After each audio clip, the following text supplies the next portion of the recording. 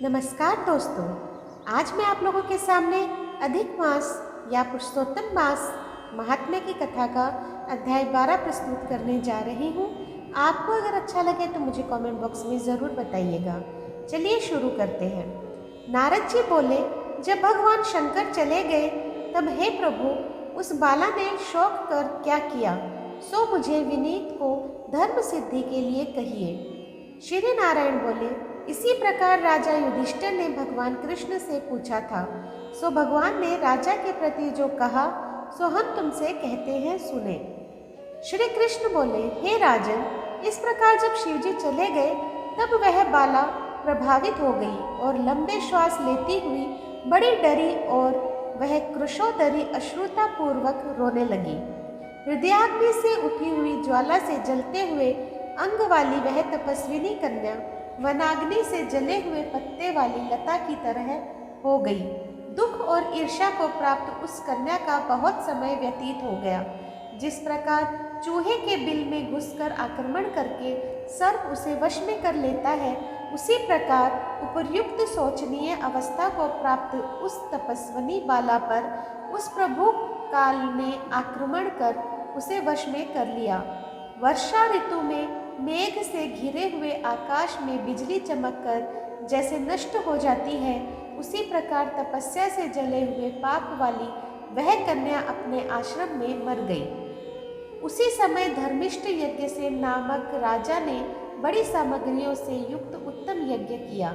उस यज्ञ कुंड से सुवर्ण के समान कांति वाली एक लड़की उत्पन्न हुई।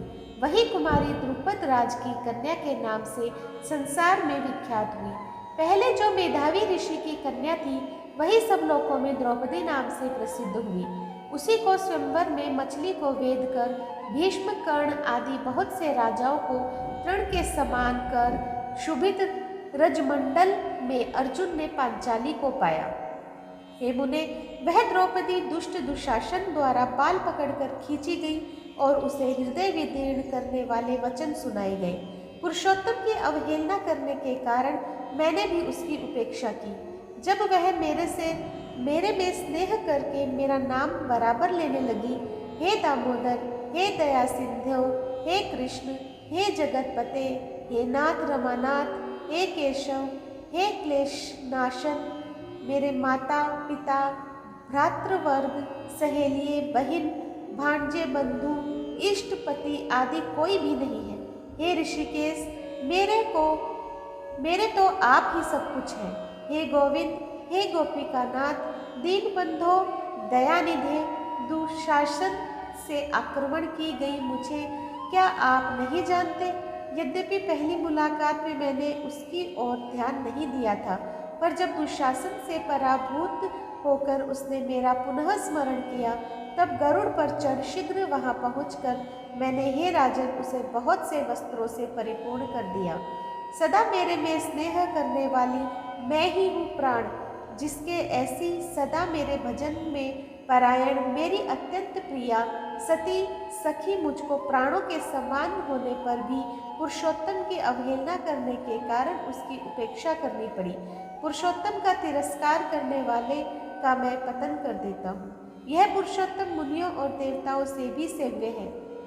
फिर समस्त कामनाओं को देने वाला यह पुरुषोत्तम मनुष्य द्वारा तो सेवनीय है ही, अतः आगामी पुरुषोत्तम की आराधना करो।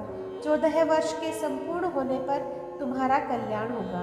हे पांडुनंदन, जिन पुरुषों ने द्रौपदी के बालों को खींचते हुए देखा है, हे महाराज, उनकी स्त्रियों की अलकों को मैं क्रोध से काटूंगा। दुर्योधन आदि राजाओं को यमराज के भवन को पहुंचाऊंगा। बाद में तुम समस्त शत्रुओं का नाश कर राजा होंगे। न मेरे को लक्ष्मी प्रिय, न मेरे को बलभद्र जी प्रिय, और न वैसे मेरे को देवी देवकी, न प्रद्युम्न, न सात्विक प्रिय है। मैं जैसे मेरे को भक्त प्रिय है, वैसा कोई प्रिय नहीं है। जिसने मेरे भक्तों को पीड़ित किया, उससे मैं सदा पीड़ित रहता हूँ।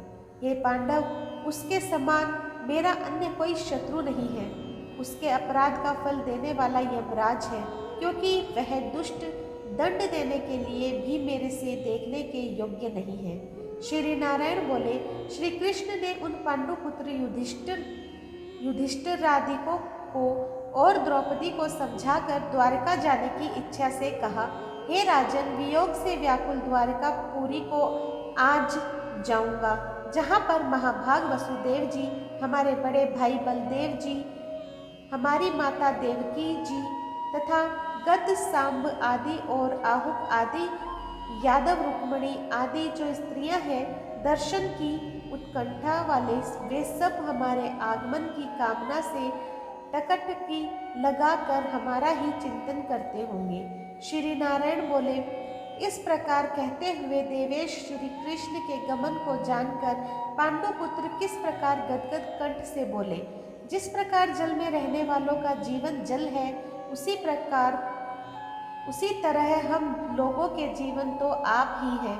हे जनार्दन, थोड़े ही दिनों के बाद फिर दर्शन दो। पांडवों के नाथ हरि है और तीनों लोकों में कोई दूसरा नहीं है। इस प्रकार सामने ही सब लोग कहते हैं, अतः हम लोगों की हमेशा रक्षा करें। हे जगदीश्वर, हम लोग आपके हैं, भूलिएगा नहीं। हम लोगों के चित्त रूपी भ्रमरों का जीवन आपका चरण कमल ही है। आप ही हमारे आधार हैं, इसलिए बारंबार हम सब प्रार्थना करते हैं। इन पांडु पुत्रों के निरंतर इस तरह कहते रहने पर श्री कृष्ण चंद्र प्रेमानंद में मग्न होकर धीरे धीरे रथ पर सवार होकर पीछे चलने वाले पांडु पुत्रों को लौटाकर द्वारका पुरी को गए। श्री नारायण बोले, इसके बाद श्री द्वारकानाथ श्री कृष्णचंद्र के द्वारकापुरी जाने पर राजा युधिष्ठिर अपने छोटे भाइयों के साथ तप करते हुए तीर्थों में भ्रमण को गए। हे ब्राह्मण नारद, भगवान के प्रिय पुरुषोत्तम मास में मन लगाकर और श्री कृष्णचंद्र के वचनों का स्मरण करते हुए अपने छोटे भाइयों से तथा द्रौपदी से राजा युधिष्ठिर बोले, अहो, पुरुषोत्तम मास में होने वाले अत्यंत उग्र पुरुषोत्तम का महात्म्य सुना है। पुरुषोत्तम भगवान के पूजन किए बिना सुख किस तरह मिलेगा। इस भारतवर्ष में वह धन्य है, वह पूज्य है, वही श्रेष्ठ है जो अनेक प्रकार के नियमों से पुरुषोत्तम भगवान का पूजनार्चन किया करता है। इस तरह समस्त तीर्थों में भ्रमण करते हुए पांडुपुत्र पुरुषोत्तम मास के आने पर विधि पूर्वक व्रत करने लगे। हे मुने नारद, व्रत के अंत में 14 वर्ष के पूर्ण होने पर श्री कृष्ण भगवान की कृपा से अतुल निष्कंटक राज्य को प्राप्त किए।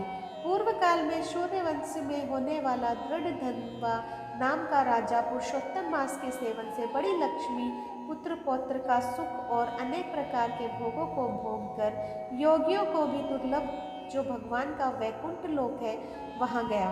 श्री मुनि श्रेष्ठ नारद, इस पुरुषोत्तम मास के अतुल महात्म्य को करोड़ों कल्प समय मिलने पर भी मैं कहने को समर्थ नहीं हूँ। सूत जी बोले, हे विप्रलोक, पुरुषोत्तम मास का महात्म्य कृष्ण द्वैपायन से मैंने सुना है, तथापि कहने को मैं समर्थ नहीं हूँ। इस पुरुषोत्तम मास के अखिल महात्म्य को स्वयं नारायण जानते हैं या साक्षात वैकुंठ वासी हरि भगवान जानते हैं, परंतु ब्रह्मादि देवताओं से नमस्कार किए जाने वाले हैं चरण पीठ जिनके ऐसे गोलोकनाथ श्री कृष्णचंद्र भी अपनाए हुए पुरुषोत्तम मास का संपूर्ण महात्म्य नहीं जानते हैं, तो मनुष्य कहाँ से जान सकता है। इति श्री नारदीय पुराणे पुरुषोत्तम मास महात्म्य 12वां अध्याय। हरि शरणम। तो दोस्तों, आज मैंने आप लोगों के सामने अधिक मास कथा का अध्याय 12 प्रस्तुत किया है। आप लोगों को कैसा लगा मुझे कमेंट बॉक्स में ज़रूर बताइएगा। जो लोग मेरे चैनल पे नए हैं प्लीज़ सब्सक्राइब कर दीजिए, लाइक कीजिए, शेयर कीजिए अपने दोस्तों और परिवार में, और इसी तरह मेरा सहयोग करते रहें। धन्यवाद।